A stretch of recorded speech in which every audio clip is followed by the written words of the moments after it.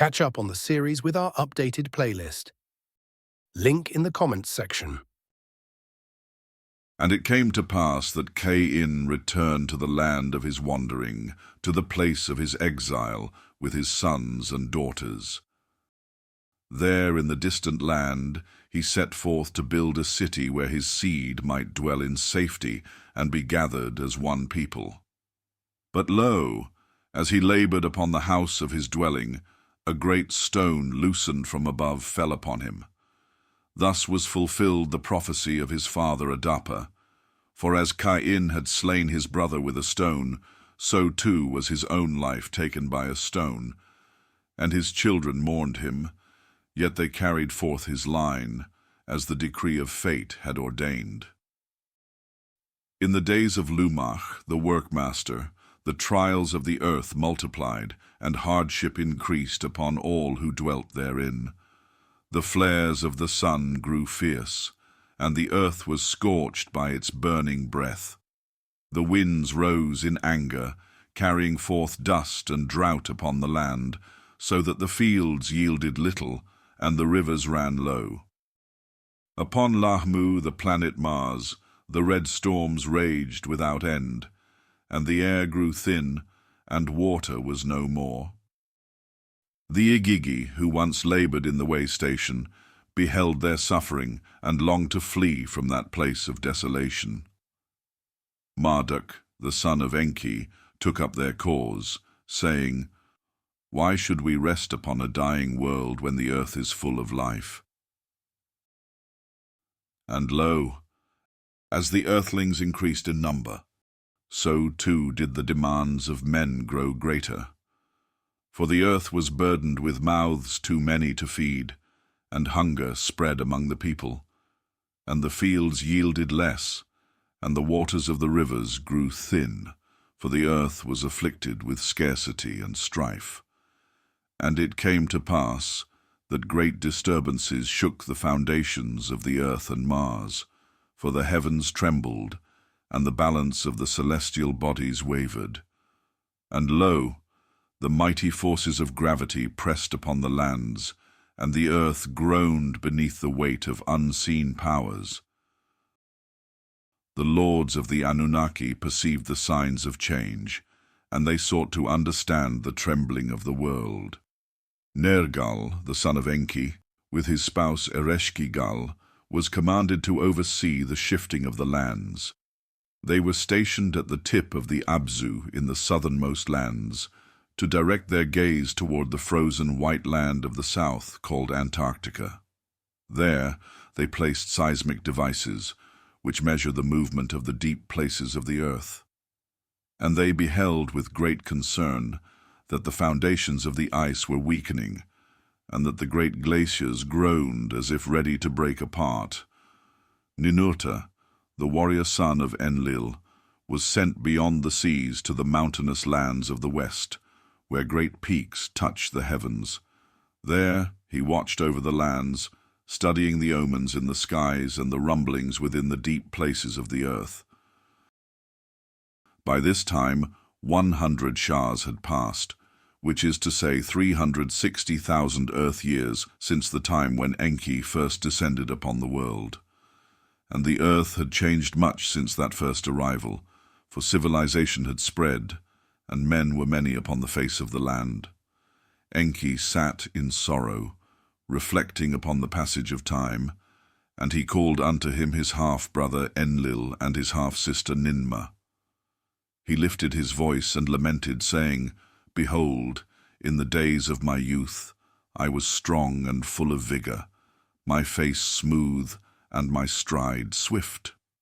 But now my countenance is lined with age, my beard is long and white, and my spirit is wearied." Enlil sighed deeply and nodded, saying, "Yea, we have all grown old in this land far from our home." Ninmah, the wise and kind-hearted, joined in their lamentation, saying, "Once I was fair and full of life, but now they call me an old sheep." Sorrow filled their hearts, for they knew that had they remained on Nibiru, their youth would not have faded, nor their strength diminished. Enlil, lifting his gaze unto the heavens, declared, All my children, save Marduk, were born on this earth. They have never seen Nibiru, nor have they known the wonders of our celestial home. And they turned their thoughts toward the days of their arrival, the first moments when their feet touched the new world. They beheld how much had changed, for the earth had shaped them as surely as they had shaped it. In their hearts they longed to return, to stand once more upon the great mountains of Nibiru beneath the golden sky. But lo, each time they sent word to Anu, each time they pleaded for leave to depart, the answer returned was the same. You shall remain upon the earth, for the mission is not yet complete. And so they sat in silence, the great lords and lady of the Anunnaki, bound to a world that had now become their prison. Enki, Enlil, and Ninmah sat together, beholding the signs of the heavens and the trembling of the earth. And they spake one to another, saying, Let us remain upon this world, and see with our own eyes what fate shall bring. And at that time Marduk, the firstborn of Enki, came before his father and spoke with great resolve. He said, Father, I have chosen a spouse, one whom my heart desires above all others. Enki, hearing these words, was filled with joy, and he embraced his son, saying, This is good news. Tell me, who is she? But when Marduk revealed the name of his beloved, his father's joy turned to wrath. For she was a granddaughter of Adapa, a daughter of the earth, and not of noble blood. Then Enki rose in anger, and he rebuked his son, saying, Have you forgotten who you are? You are my firstborn, the son of the mighty Enki, born on Nibiru, of the royal seed of Anu. You are destined for greatness, to rule as a prince among the Anunnaki, to inherit the throne of kings. But Marduk laughed bitterly and scorned his father's words, saying, What birthright do I have? What kingdom has been given to me? All my days I have been cast aside, left to command the forsaken ones on Mars. While others are given dominion, while others claim honor and glory, I am left only with empty promises. Marduk, the son of Enki, stood before his father, unyielding in his desire. And he lifted his voice and said, My chosen bride is not of the beasts of the field, nor of the creatures that crawl upon the earth. She is of the seed of Enki, the one whom the gods took to the heavens. Was he not fashioned in our image? Was he not made in our likeness? Is she not of my own bloodline, descended from the essence of the Anunnaki? Enki, hearing these words, was troubled, for he knew that his son spoke with reason, yet still he feared the consequence. And he said unto Marduk, If you take this earth-born woman as your wife, you shall never return to Nibiru. You shall be bound to this world, and your name shall be struck from the halls of the princes. All rights of your birth shall be forfeit, and the inheritance that was once yours shall be no more. But Marduk, filled with wrath, cast a fiery gaze upon his father, and he clenched his fists, and he answered Enki, saying, What inheritance? What birthright? Was I not born first among your sons, yet cast aside, given dominion over dust and ruin, while others sit upon thrones, while others claim dominion, I have been made a prince of nothing. If my fate is to be denied my place upon Nibiru, then let it be so, for I shall claim my kingdom upon the earth, and I shall take my beloved, and none shall stand in my way. Matushal, the brother of Sarpanit, was summoned before Marduk and Enki. When he heard the words of Marduk, that his sister would be wed to the great prince, his heart was filled with joy, and he lifted his hands to the heavens, saying, Blessed be this union, for my sister shall be joined to the son of the mighty Enki. But lo, when the matter came before Enlil, His wrath was great, and he thundered, saying, "This is an outrage. Shall the lordship of the Anunnaki be granted to one of mere earthly descent? Shall a child of Adapa sit in high places among the gods?" Ninmah the wise spoke in council, saying, "Have you all forgotten the law of our forefathers? A prince may only wed a half-sister of royal seed, that the purity of the line remain unbroken." The lords of the Anunnaki murmured among themselves, for the matter was grave, and Enlil's anger burned fiercely. But behold, among them one voice rose in unexpected accord. It was Ninki, the wife of Enki, and she stood before them all and said, "Shall love be made a prisoner of our customs? Is it not love that binds two souls, and is it not love that shapes the fate of the mighty?" She turned to Marduk and asked, "Does this woman truly love you?" Marduk, unwavering in his resolve, answered, "Yea, she loves me as I love her, with a bond that cannot be severed." Ninki, the mother of princes, then declared, "If love is true, then let it be. Let none stand against it." Marduk's betrothal was sent forth to Nibiru to be weighed by Anu and the great council of the wise. The lords of the assembly, the councillors, and the savants gathered to deliberate upon the union of prince and earthling. And they sought the laws inscribed upon the tablets of destiny, but behold, there was no decree forbidding such a union. After much counsel, Anu, the king of Nibiru, rendered his judgment, and he proclaimed, "Let it be known across the heavens and the earth. Marduk may wed Sarpanit, for no law has been broken. Yet for this choice let him bear its weight, for henceforth he shall be cut off from the courts of Nibiru. He shall never return to his home among the stars, nor shall he be counted among the princes of the Anunnaki."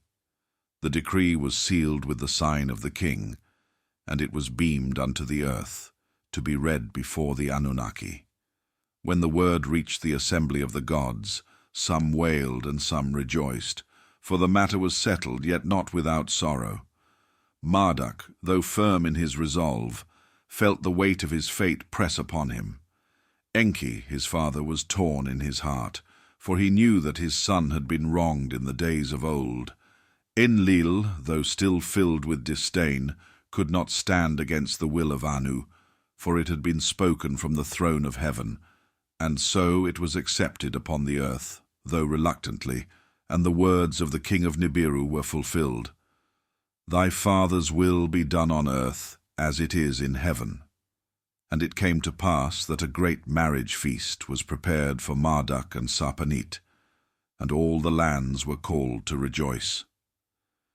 The sound of a mighty copper drum was struck, proclaiming the union to all who dwelt upon the earth.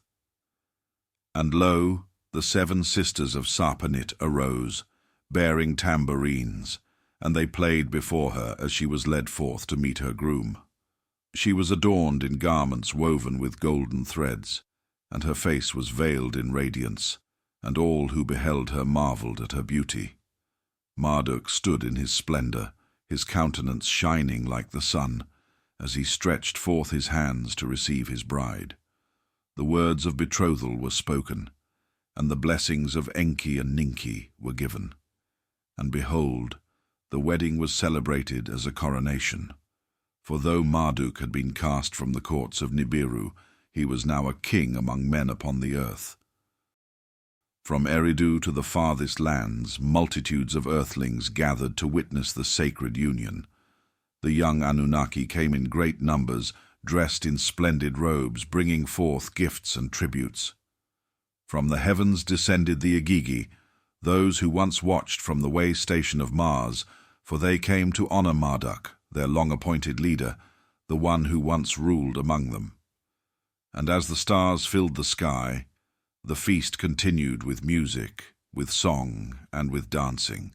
The wine flowed like rivers, and the tables were laden with meats and fruits of the earth, and all who attended the wedding rejoiced.